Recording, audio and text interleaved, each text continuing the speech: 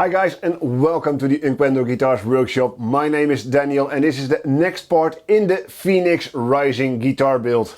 In the previous episode I made this neck blank, and in this episode I'm going to start to work on the actual neck. So without further ado, let's start making this guitar neck.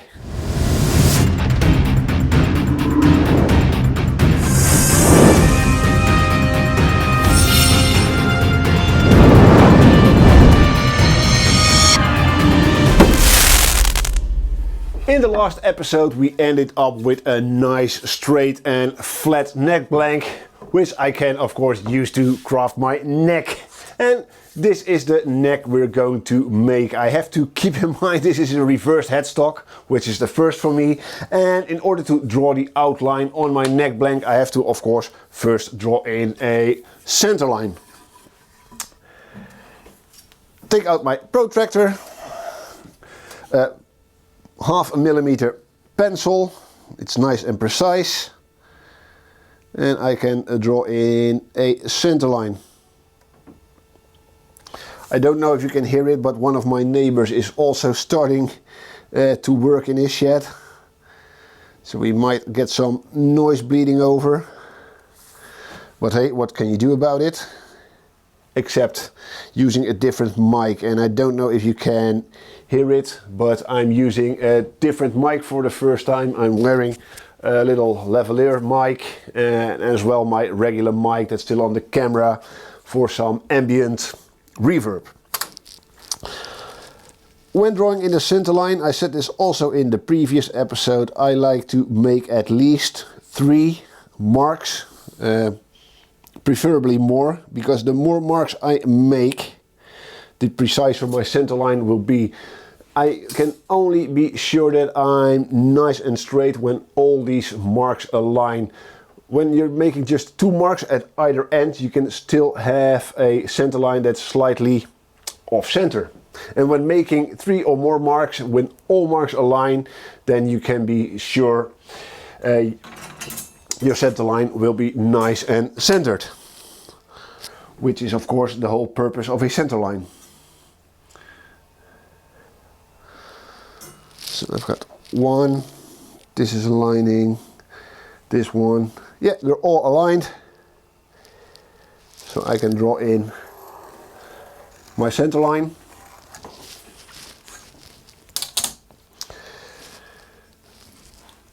And then of course position the neck blank.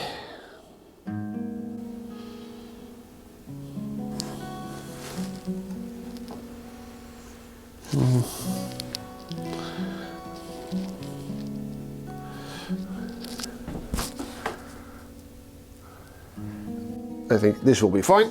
I'm going to use a pencil that's nice and visible.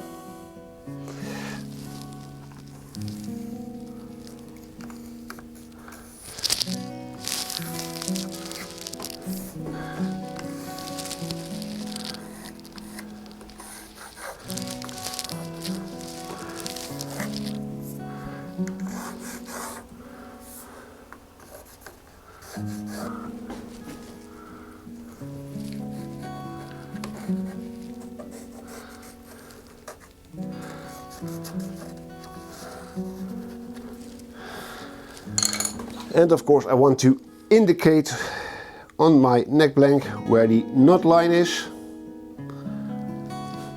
because this is very important for routing the truss rod.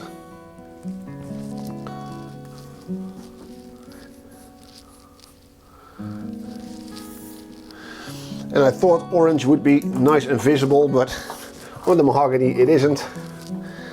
So trace it again with a white pencil.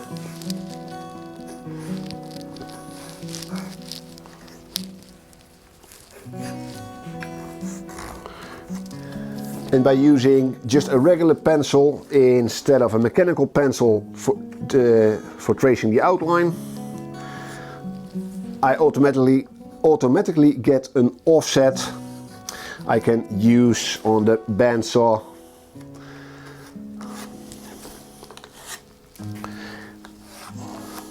so I know I will be big enough after cutting.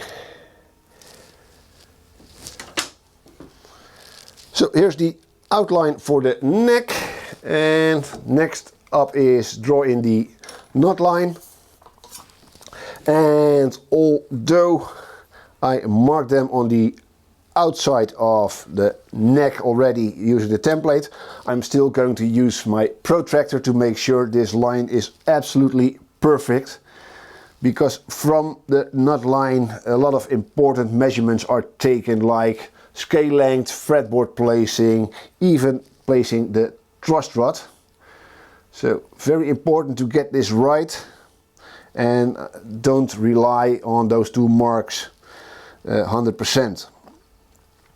So I've got the center line right here at 0. I can see my center line through these little slits on this protractor. Be very precise, and then make sure your pencil works.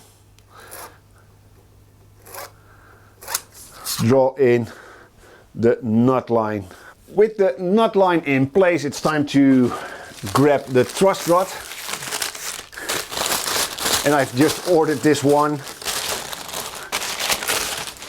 Here we have it, a typical dual action truss rod. Get away with that paper. And what I like to do to mark the truss rod channel, I like the adjusting tip, or how do you call it, this adjustable piece of the truss rod, to be flush with the knot line. And the only thing I need to do is mark the end. So this is the end of the truss rod. So I know my channel has to go from the knot line to the mark I just made. And of course, me being me, I want that mark to be nice, visible, and perpendicular to the center line.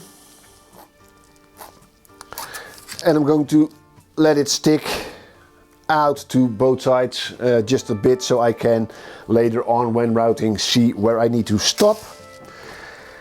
So for the end of the truss rod, usually it's a bit wider. So I'm going to take some measurements. The truss rod should be 6 millimeters wide, which it is.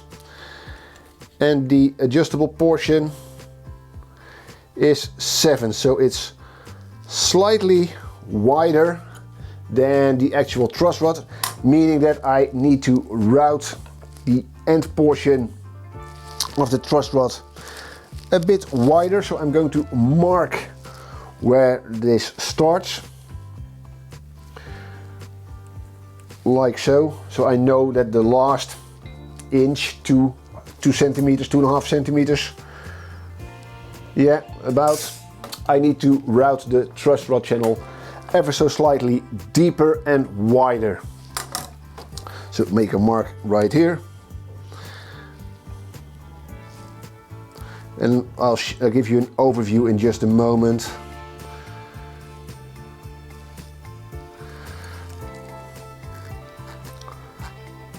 Of the marks I made. This is the truss rod channel. And of course I also need to mark out where the truss rod access point is going to be, and this is something I always route straight away, because in a moment I'm going to set up a jig, and when the jig is installed I can route both the truss rod channel and that little groove for the access point. So let's reposition the template on the knot line. Yeah, like so. I'm going to mark the width of the nut. And something I forgot to do is take this measurement from the knot line to the start of the access channel, or the access point. It's 10 mils. So I can mark that here also. 10 mils. So now I can again use my protractor to both indicate the width of the nut.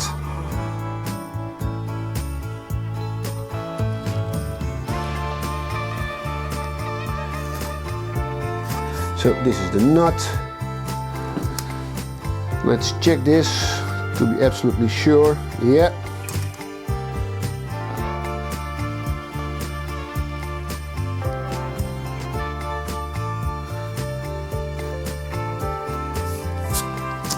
And the length is also something I need to keep in mind. This should be 10. It's 40 mils.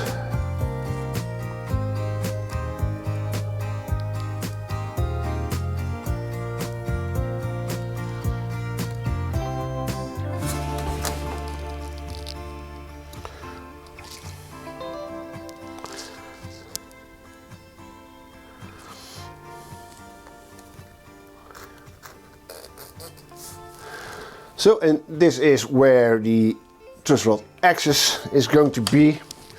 And to help me with routing, I'm going to take out my circle drawing template, I think it's called. And I'm going to mark what I need to route. Half a circle here.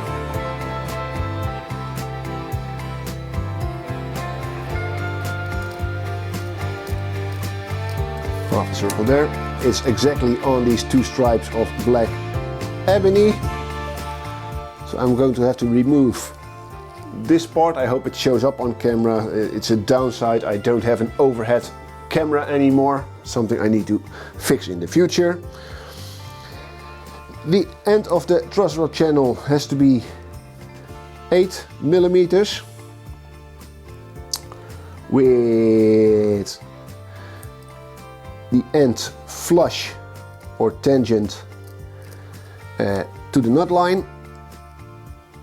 This is the end of the wider section, and the rest of the truss rod needs to have a 6 millimeter wide slot. And this is not something you have to indicate. I'm doing this just for the video. So the rest of the slot all the way down to the end of the neck needs to be 6 millimeters. And just to help me, I'm going to indicate that this section needs to be routed slightly deeper than the rest of the truss rod channel. So with everything marked, I can take out my routing jig, and it's a very simple jig. It's just a piece of multiply with a big hole in the center, slots on either side using an Allen bolt, a flathead Allen bolt, 2 strips of aluminum or aluminium, let's call it aluminium, at the width of my router base, and on the back there are 2 angle pieces, also aluminium, which I can adjust to the width of my neck blank.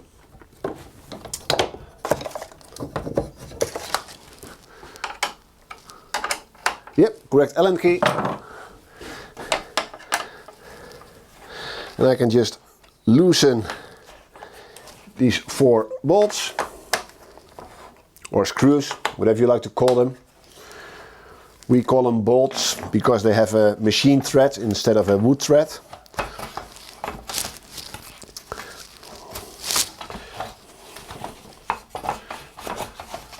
Come on. Yeah.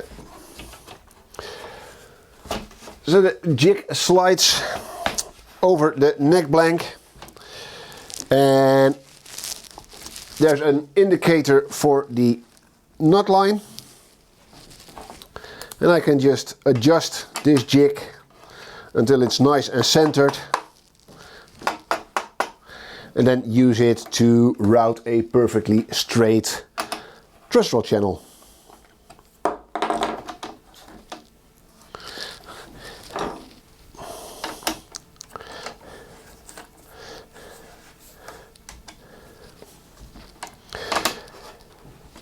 take your time to adjust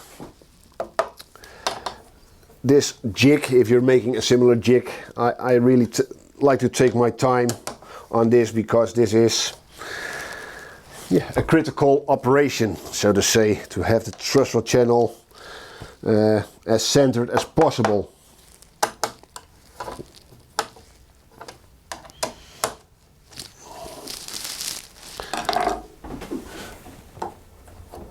There is a little trick I like to use,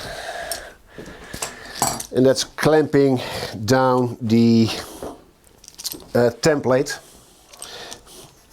so it doesn't move on me when routing or when setting it up.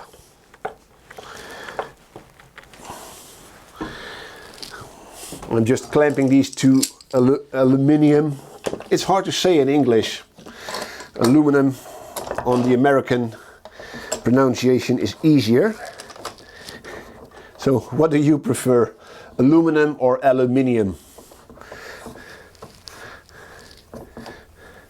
I know that the English pronunciation is the closest to the Dutch pronunciation, but for some reason, I think because we're so used to hearing the American pronunciation, aluminum, on Discovery Channel and YouTube and such, that it's become the, what do you call it, the most often used pronunciation, and something you're used to. And I often see comments on my videos about my pronunciation of the word aluminium or aluminum. When I pronounce it as aluminum, I get comments that it should be pronounced as aluminium, and when I call it aluminium, I get comments saying I should pronounce it as aluminum. So I'm going to use both. So the template is set up, it can't move, it's nicely centered on the centerline. Time to take out the router. It should be here. Yeah, here it is, my Triton router.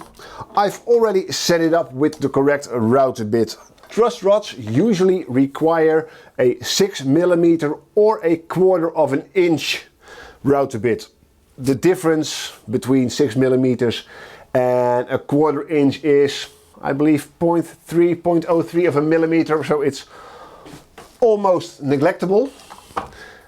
To find out what type of router bit you use, either look it up on your supplier's website, or when you bought the truss rod, usually it says if it's a 1/4 inch truss rod or a 6mm one. This is a 6mm truss rod. So I have set up my router with a 6mm router bit.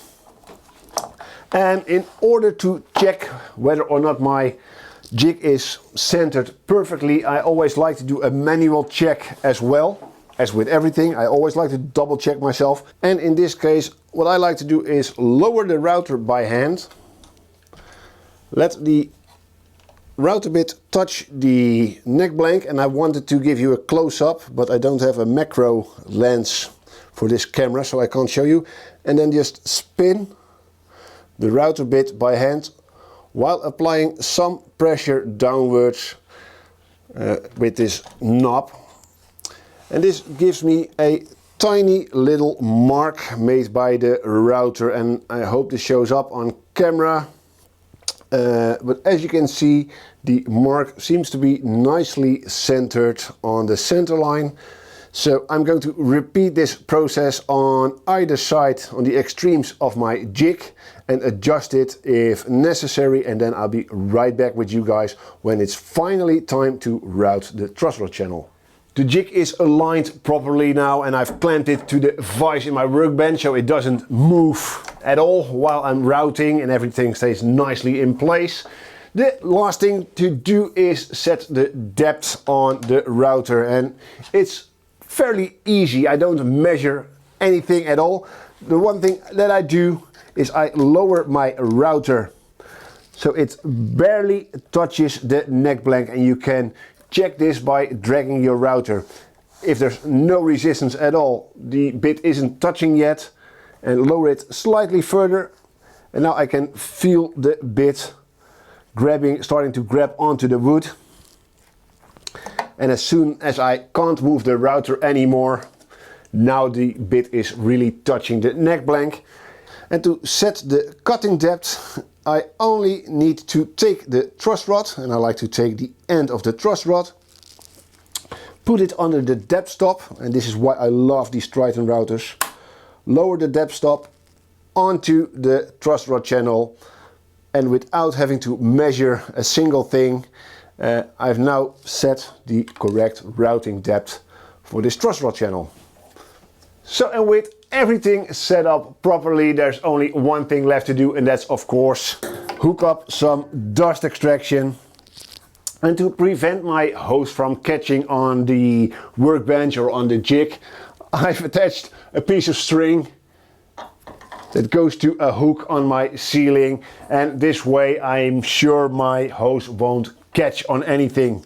So let's turn on the vacuum, and it will turn on as soon as I start the router, get some ear protection, some hearing protection, and start routing this truss rod.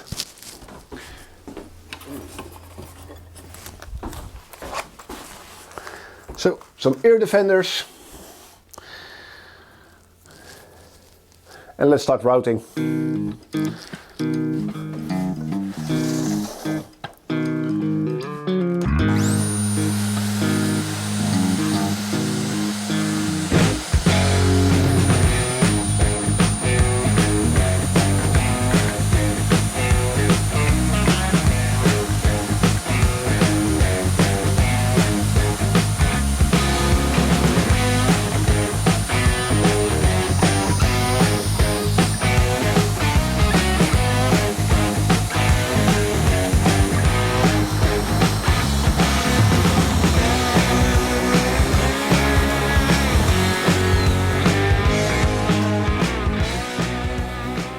And of course, after the first pass, I'm checking if everything goes as expected. And it looked like it did. Yeah, let's continue.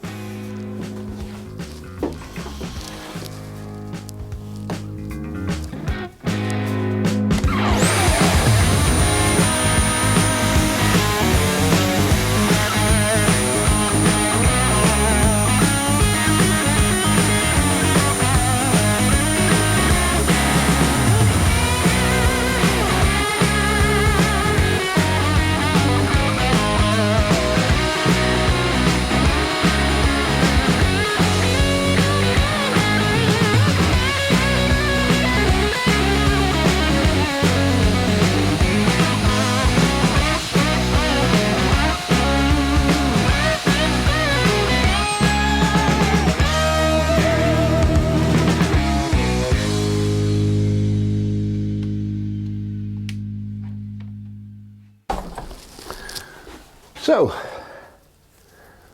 let's put the router aside and let's see if the truss rod actually fits. Take this down for a moment. Oh, it's nice and tight. And I think I'm at the correct depth.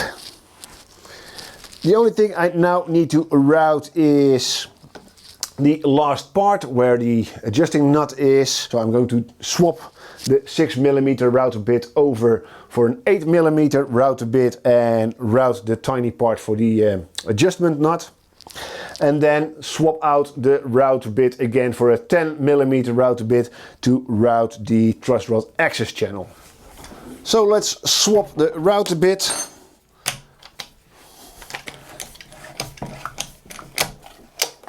Six millimeter has to come out.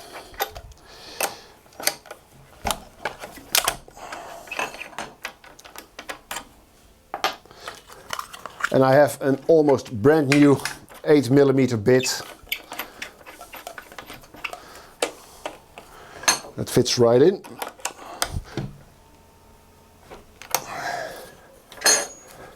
Easy as that. Now, of course, I have to zero out the depth stop once more.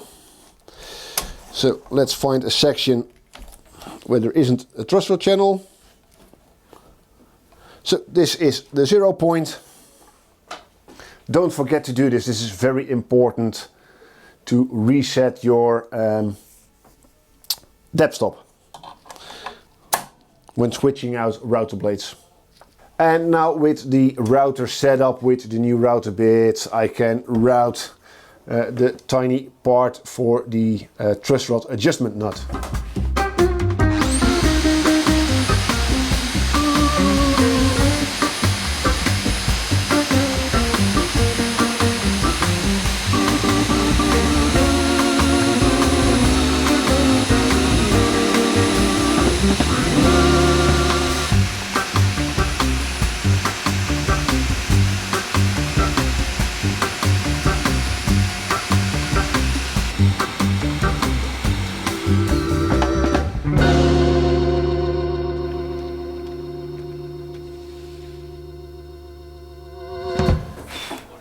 So I think the routing is done, and yeah, it seems pretty centered, so I'm happy. Next thing, of course, is I need to square off the ends before I can fit the truss rod. So I'm going to leave the jig on the neck blank for now, just in case I need to route the truss rod channel a bit deeper. I don't think so, but you never know, so I leave it here.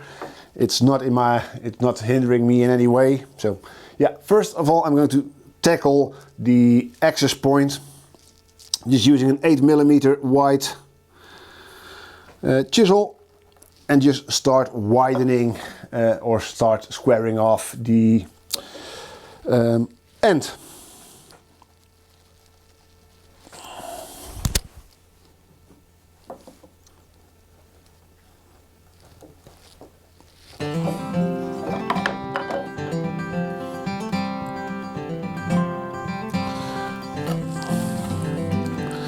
Here we go.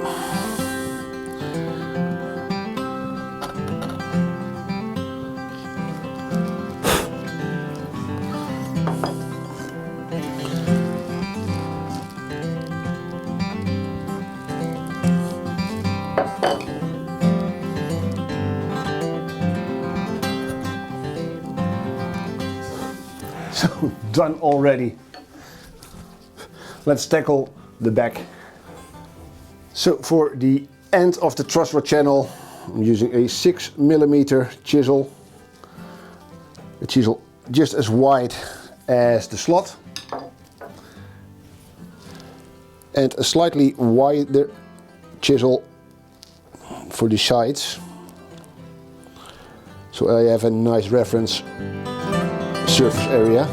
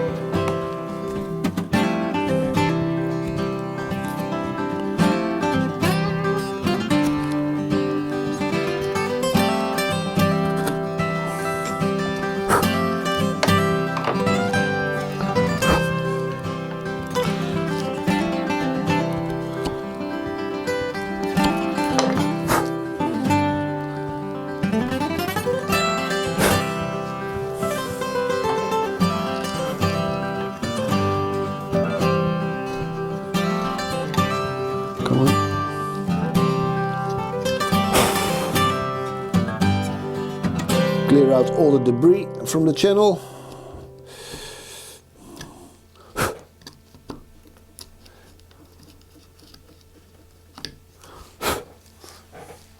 And let's test fit the truss rod for the first time.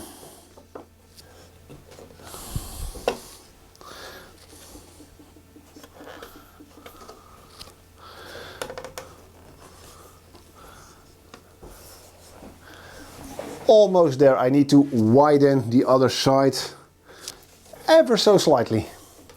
Sometimes there's a downside of being too precise, and in this case I was too precise because the truss rod fits in very tight and I don't want to force the truss rod into the channel. I like it to go in tight, but just with the slightest amount of pressure with my fingers. I should be able to press it in with my fingers and remove it again, and at the moment it's so tight, the fit is so perfect that I'm afraid that when I force it into the truss rod channel I might have a hard time getting it out again. So I have to work on each end of the truss rod channel a bit more, because these blocks where the truss rod is threaded in are just ever so slightly wider than the actual truss rod. So what I think is the case that the truss rod itself measured at 6 millimeters, but these blocks are actually 1/4 of an inch. So that might be the tiny amount of difference. So yeah, I've done a good job by routing a very tight truss rod channel, but in this case, tiny bit too tight. So yeah, I'm going to work on either end of the truss rod and the truss rod channel a bit so it fits in perfectly, and when that's the case, I'll be right back with you guys. So off camera I finished the truss rod channel and removed the jig, and now it's time to fit the truss rod channel. And it fits remarkably well. It's very tight, but not as tight that I have to force it in, but it sits in the channel very good, and this prevents any rattle or any issues later on when the neck is finished. So yeah, nice and tight truss rod channel onto the bandsaw to cut out the neck outline. I'm done setting up the bandsaw, so it's time to cut the outline from the neck blank. And I don't know how many times I've done this before, but I always get a bit nervous when I have to start cutting into a nice piece of wood. So yeah, fingers crossed. And here we go, some dust extraction, bandsaw, and let's go for it.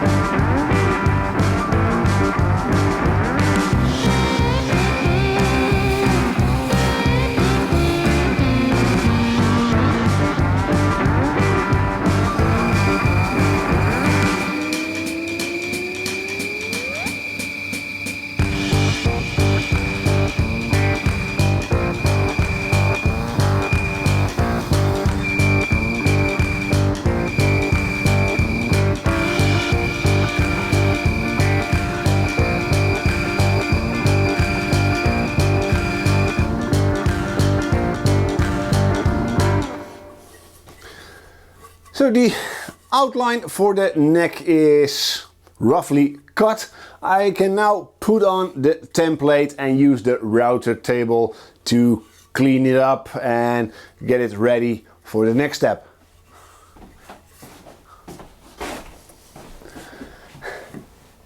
So here's the roughly cut neck shape, and now I can use masking tape and super glue to attach the template. And I think I've done a pretty good job in cutting out the neck as close to the line as possible, because I think I have about 1 or 2 millimeters of material to remove with the router table, and which is good. I like to remove as less material as possible with the router table, just to prevent tear out, accidents, you name it. Some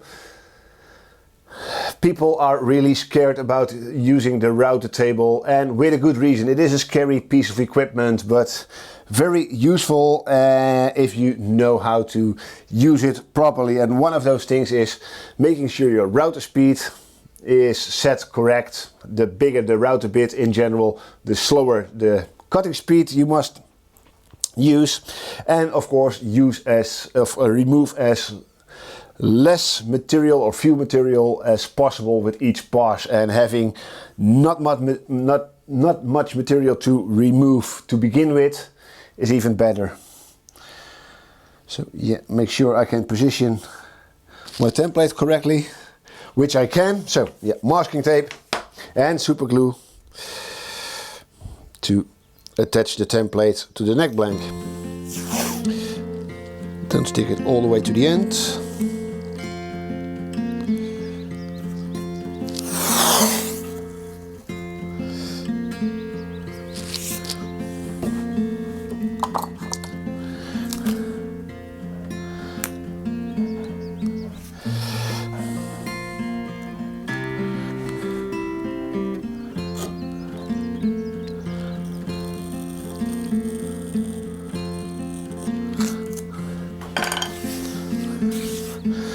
One.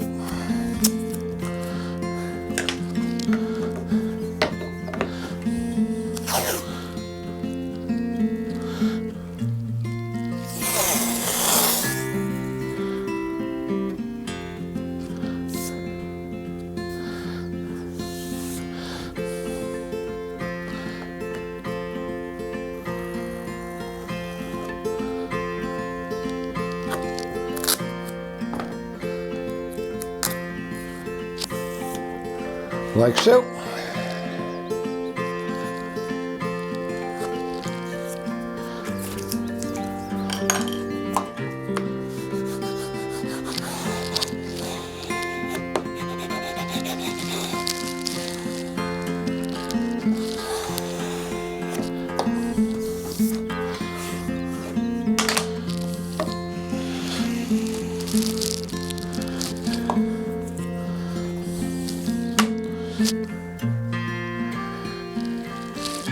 Yep.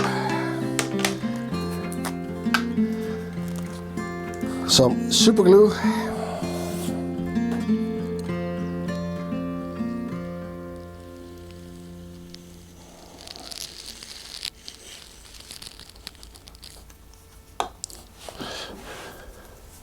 And I don't use any accelerator to stick down the template, because this way I can still move the template around if necessary. So I have a few seconds to make some corrections if needed. And I don't mind waiting 2-3 seconds longer for the super glue to set on its own without any accelerator. Just be patient.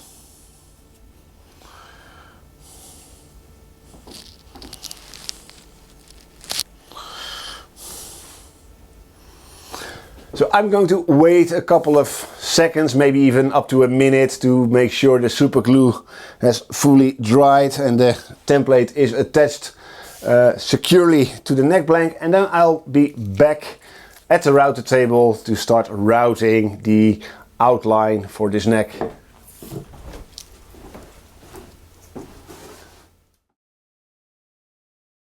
The template is stuck to the neck blank and the router table is ready to go, but I have to confess to you guys, for the first time in a long while, I'm nervous to use the router table. First of all, it's been a while since I last routed a neck, and secondly, the router bit I usually use, it's the Infinity spiral cutter, I think they're called, which has a bearing on the top and the bottom, helping you to always route with the grain. You can choose to have your template on the bottom using the bottom bearing, route against the with the grain, and when you have to route against the grain, you can just turn your neck blank or your workpiece around, adjust the height of the spiral cutter and use the top bearing and route with the grain. Unfortunately, it's not long enough for this neck blank.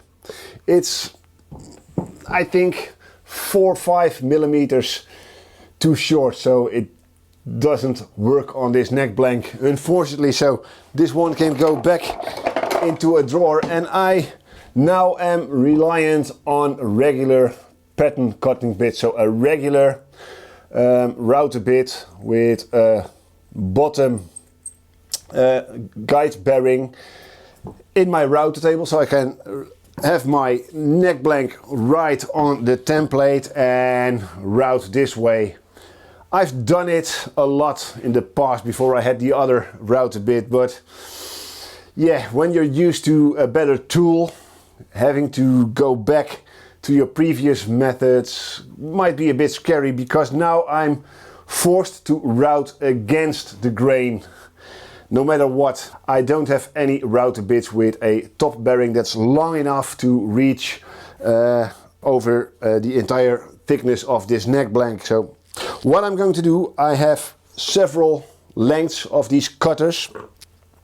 I'm going to use a short one and take very shallow passes along the entire length, then switch to a higher one to route the rest, and then hopefully I can remove the template and then use the other router bit to right along the surface I just routed with these two shorter ones, and then hopefully with that router bit I can do the entire height or thickness of this neck blank. So yeah, that's a bit of a setback, so to say, and I'm especially worried about the top of the headstock because it's fully against the grain, and hopefully it doesn't tear out the top here.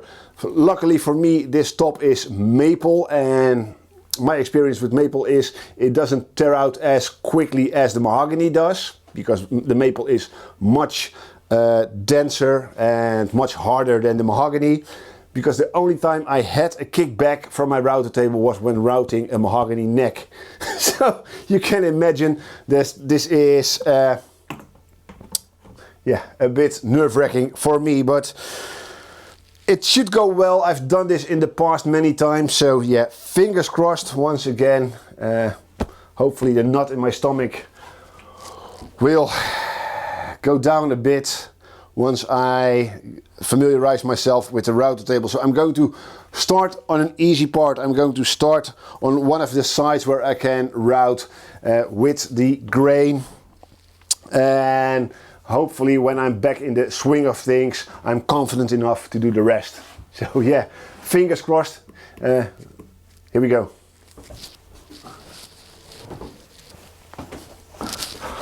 Of course, some ear protection. And I've slowed the router down a bit.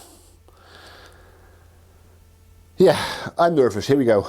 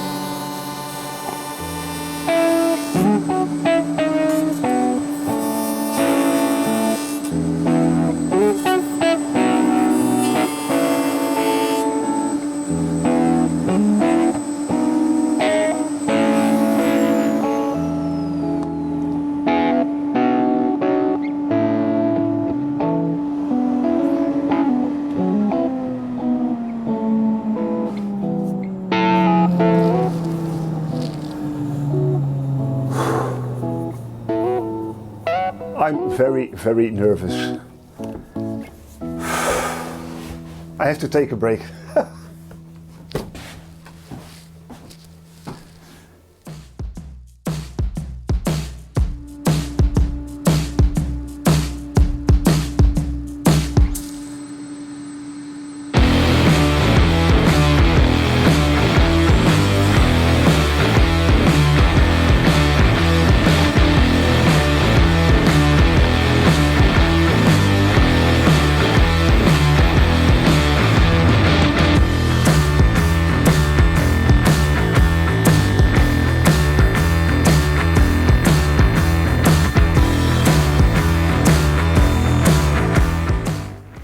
So off camera I managed to get my nerves under control and route it all the way around the neck blank.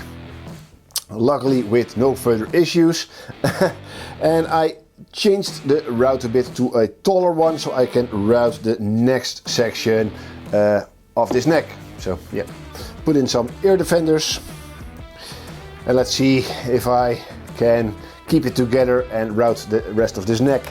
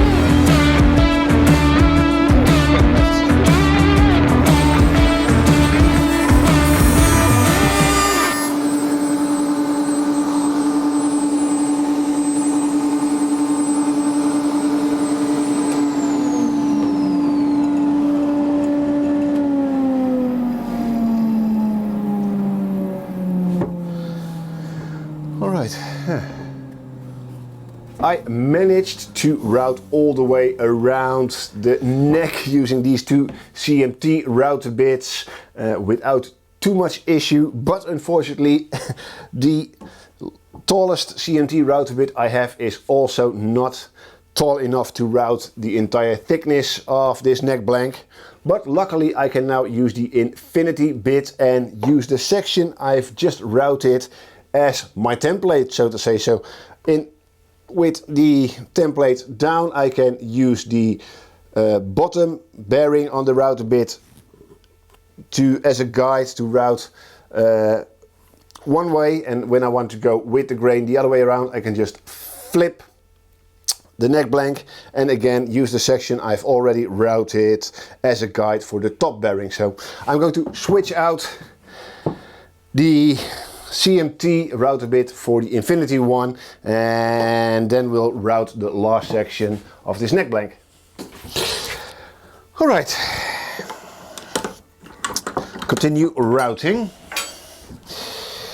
Let's see, this is with the grain, so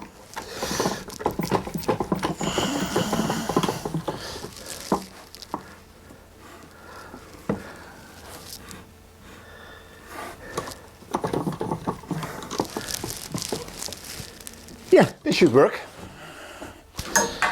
So first with the grain, yeah, this section first.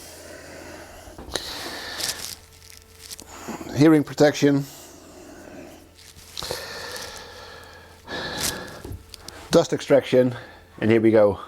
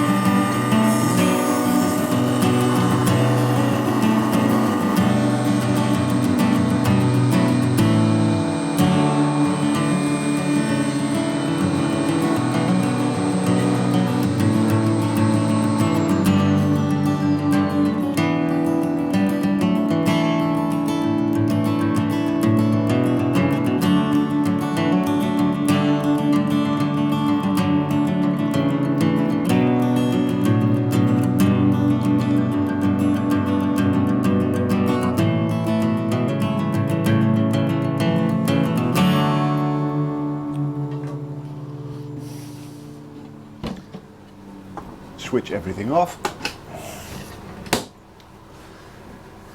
And yeah, with some improvisation I managed to route the entire outline for this neck.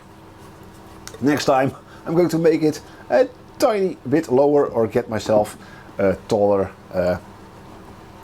route bit. But of course first I have to clean up the mess near the route table.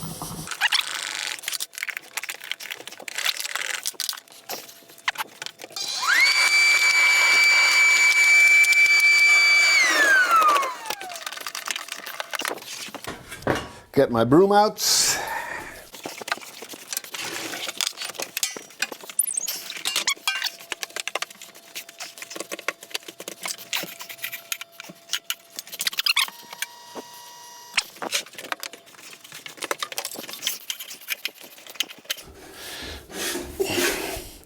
Come on. And this is how you keep your shop nice and tidy. If you leave all those chips and dust laying on the floor, if you come in your workshop the next day or after lunch, you'll be reminded of the mess.